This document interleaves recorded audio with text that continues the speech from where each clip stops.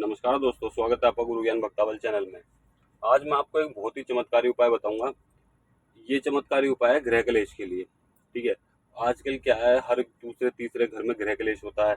वो गद्दी पे जाते हैं, चौकी पे जाते हैं, तब उनके मतलब ये घर में जो कलेश चल रहा है वो थोड़े दिन तक तो शांत रहता है। उसके बाद में फिर से वही दिक्कत हो जाती है।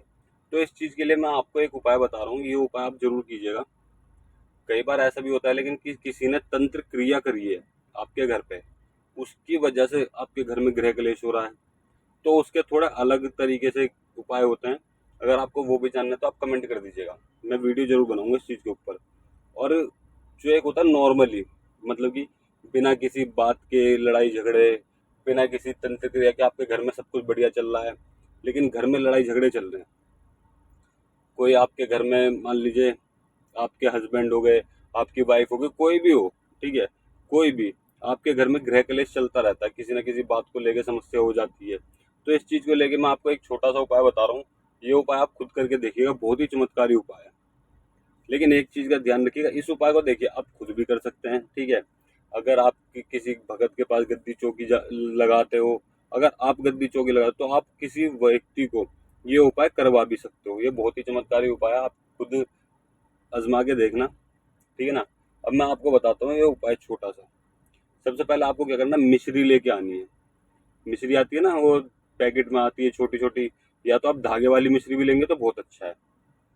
आप धागे वाली मिश्री लेके आइए। आपको जाना है कृष्ण जी के मंदिर में, ठीक। राधा और कृष्ण जी का जो मंदिर होगा, वहाँ पे दोनों की मूर्ति होगी। आप वहाँ पे जाइए, वहाँ पे अपने परेशानी को लेके बोले कि भाई मुझे ये परेशानी है, मेरे घर में मेरे पति से या मेरी वाइफ से बनती नहीं है, छोटी छोटी बातों पर लड़ाई झगड़े हो जाते हैं, कलेश होते हैं। आपको ये चीज़ें बोलनी है, वहाँ पे अरदास करनी है, ठीक है। आपको वहाँ पे अरदास करिए। अरदास करने के बाद आपको थोड़े से दाने, मतलब कि जो मिश्री आपने धागे वाली मिश्री ली है उसको घर पे तोड़ लीजिएगा, या फिर अगर आपने वो लिए छोटी वाली तो आप वो ले आ सकते हैं जिसमें चीनी की तरह दाने होते हैं। लेकिन आप धागे वाली लोगे तो बहुत अच्छा है। आप थोड़ी सी मिश्री लेके जाइए। मिश्री लेके जाने के बाद थोड़ी सी कृष्ण जी के पैर में चढ़ाइए, थोड़ी सी राधा जी के पैर में चढ़ाइए।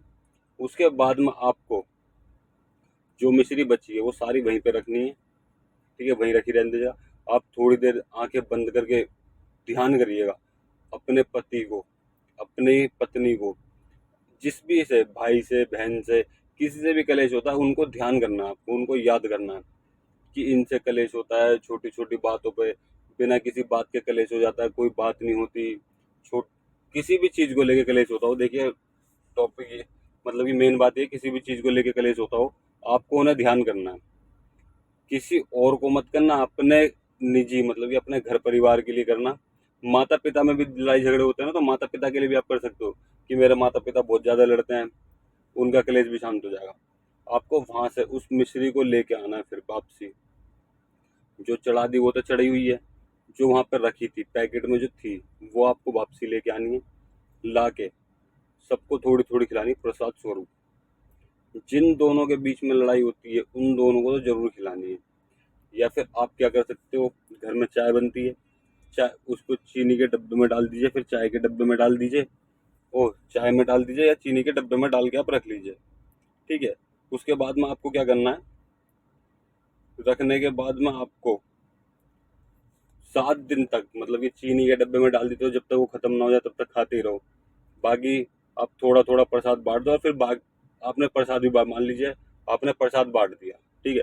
आप घर में गए, सबको प्रसाद बांट दिया कि मैं मंदिर गया था, प्रसाद बांट दिया। उसके बाद में जितनी भी मिश्री बचेगी वो चीनी के डब्बे में डाल दीजिए कि इसी की चाय बनाना, ठीक है ना।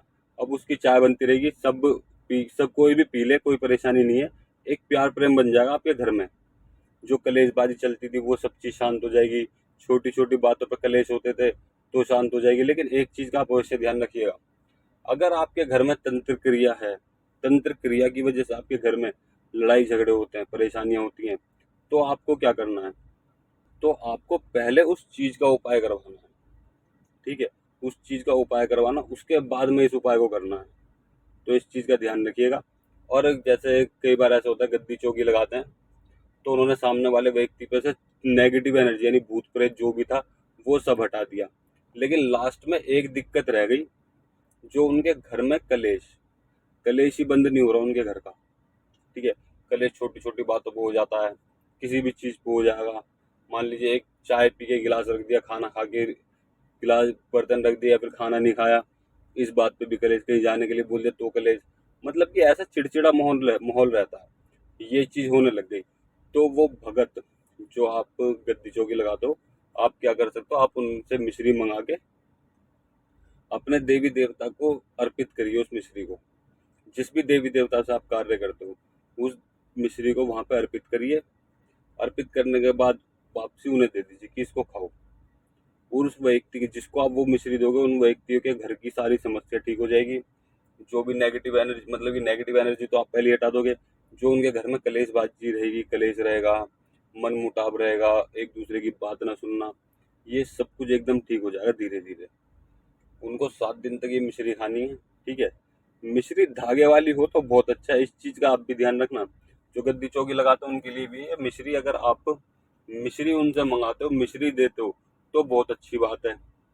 अगर मिश्री, धागे वाली मिश्री नहीं मिलती है, तो आप वो पैकेट में छोटी वाली जो मिश्री आती है वो भी ले सकते हो, लेकिन हर जगह मिल जाती है पंसारी पे धागे वाली मिश्री। आप धागे वाली मिश्री मंगाइए और वो दीजिए उनको कि आप इस चीज़ से ये उपाय कीजिए। उपाय आपको कैसे करना है मैं पूरी डिटेल में बता देता हूँ।